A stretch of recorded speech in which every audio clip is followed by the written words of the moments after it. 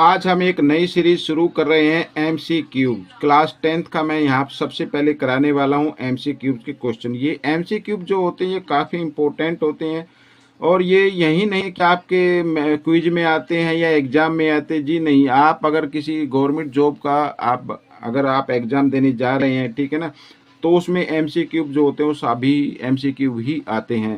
तो आप इस वीडियो को पूरा देखें और अगर कहीं से कोई भी दिक्कत तो आप मुझे कमेंट्स कर सकते हैं, ठीक है। तो आइए करना शुरू करते हैं बच्चों। यहाँ पर ठीक है, कहता है if theta is an acute angle such that, ठीक है।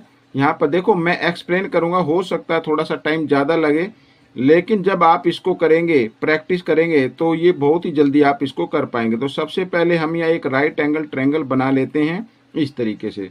अब इसमें लिखा theta is an acute angle, यहाँ पर थीटा डिग्री है ये, ठीक है, ये एक्यूट एंगल है। तो सच दैट किस तरीके से है कि कहता है कोस थीटा जो इक्वल है वो 3/5 के है, ठीक है। कोस थीटा क्या होता है, बेस बाय हाइपोटेन्यूज होता है। क्या होता है, बेस बाय हाइपोटेन्यूज, इस तरीके से, ठीक है।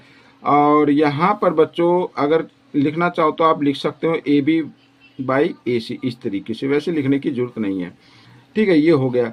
और हमें जो वैल्यू फाइंड आउट करनी है साइन थीटा टेन थीटा। अब देखो साइन थीटा और टेन थीटा के बीच में कोई साइन है तो मल्टीप्लाई होगा, -1/2 टेन स्क्वायर थीटा, ठीक है। ये हमें वैल्यू फाइंड आउट करनी है। तो सबसे पहले आप यहाँ पर BC की लेंथ फाइंड आउट करेंगे। तो आइए करते हैं, क्योंकि राइट एंगल ट्रायंगल है यहाँ पर, ठीक है, इन ट्रायंगल ABC। तो आपको क्या करना है, BC की लेंथ फाइंड आउट करनी है। तो BC स्क्वायर इक्वल होगा AC square minus AB square, ठीक है, इस तरीके से। तो BC स्क्वायर इक्वल, तो AC है 5, तो 5 स्क्वायर माइनस AB 3 स्क्वायर, ठीक है। तो 5 स्क्वायर होता है 25 माइनस ये होगा 9, और 25 में से 9 माइनस करेंगे तो आ जाएगा 16 आ जाएगा। अब BC की लेंथ आपके सामने आ गई है। यहाँ पर जो स्क्वायर देख रहे थे इसको राइट साइड में ले आना है और रूट के अंदर इसको कन्वर्ट कर देना। तो 16 का परफेक्ट स्क्वायर रूट होता है बच्चों 4, ठीक है। तो BC आ गई आपकी 4 आ गई। अब वैल्यू फाइंड आउट कर सकते हैं इजी तरीके से। देखो क्या कहता है, साइन थीटा टेन थीटा। अब यहाँ पर मैं एक बार फिर लिख लेता हूँ, साइन थीटा टेन थीटा, ठीक है, -1 और बाय में लिखा है 2 टेन स्क्वायर थीटा, ठीक है। आइए करते हैं। तो साइन थीटा क्या होता है बच्चों, यहाँ पर अब आप फिगर देखिए, साइन थीटा क्या होगा। साइन थीटा होता है परपेंडिकुलर बाय हाइपोटेन्यूज। तो परपेंडिकुलर 4/5, ठीक है। और क्योंकि दोनों के बीच में कोई साइन है तो मल्टीप्लाई। फिर लिखा टेन थीटा, तो टेन थीटा क्या होगा, थीटा ये है, तो परपेंडिकुलर बाय बेस, तो परपेंडिकुलर बाय बेस इस तरीके से, और -1, ठीक है।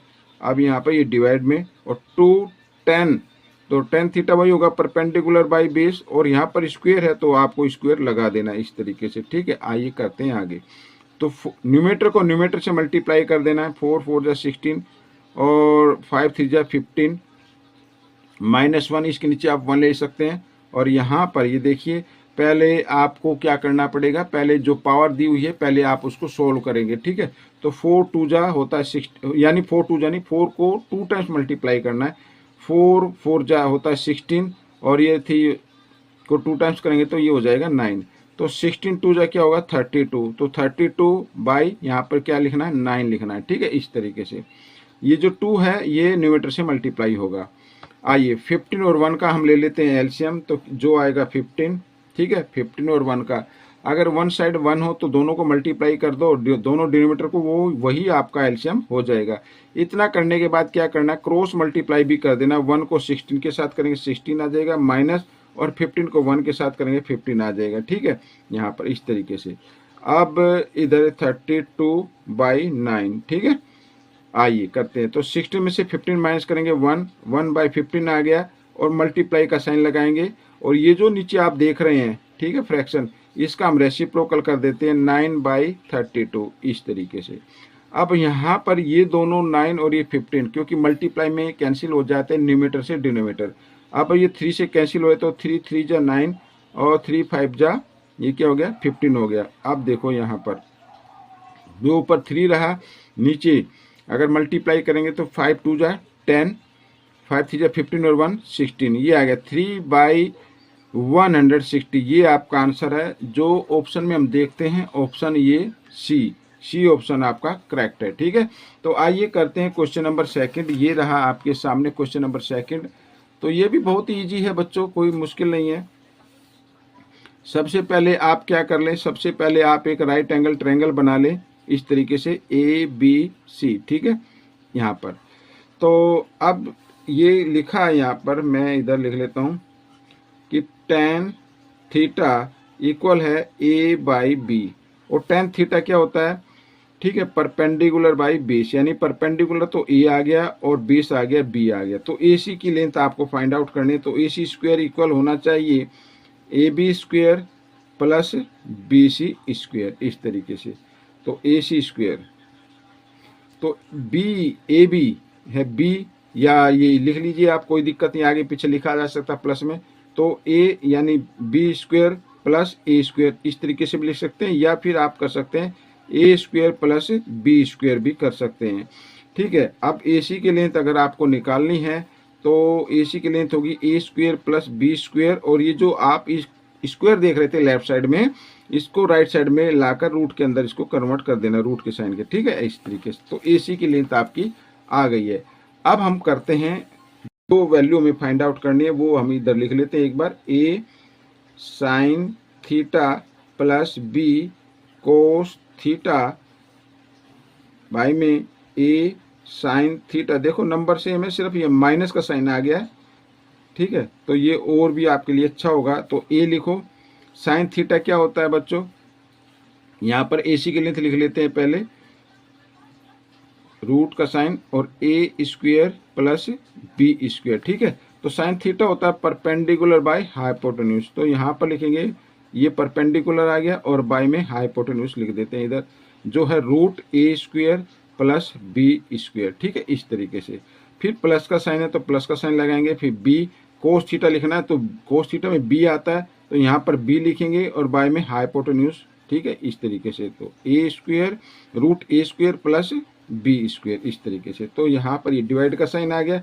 अब नंबर तो सेम आएगा, सिर्फ प्लस की जगह माइनस का साइन लिख देना है। ठीक है, तो A इंटू A बाय में A root A square plus B square और माइनस यहाँ पर B इंटू B, इस तरीके से, और root A square plus B square. ठीक है, कर सकते हैं ऐसे। आइए आगे कर लेते हैं। अब देखो A को A से मल्टीप्लाई किया तो A स्क्वायर बन गया, प्लस का साइन है। B को B से किया, B स्क्वायर बन गया। हमने प्लस क्यों किया, क्योंकि दोनों के डिनोमिनेटर सेम है, तो इनमें से एक डिनोमिनेटर आपको लिखना होगा।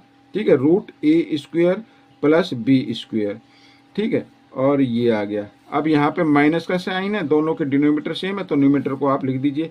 A को A से मल्टीप्लाई करेंगे तो A स्क्वायर आ जाएगा माइनस B स्क्वायर आ जाएगा, और यहाँ पर ये आ जाएगा root A square plus B square. ठीक है, आइए करते हैं।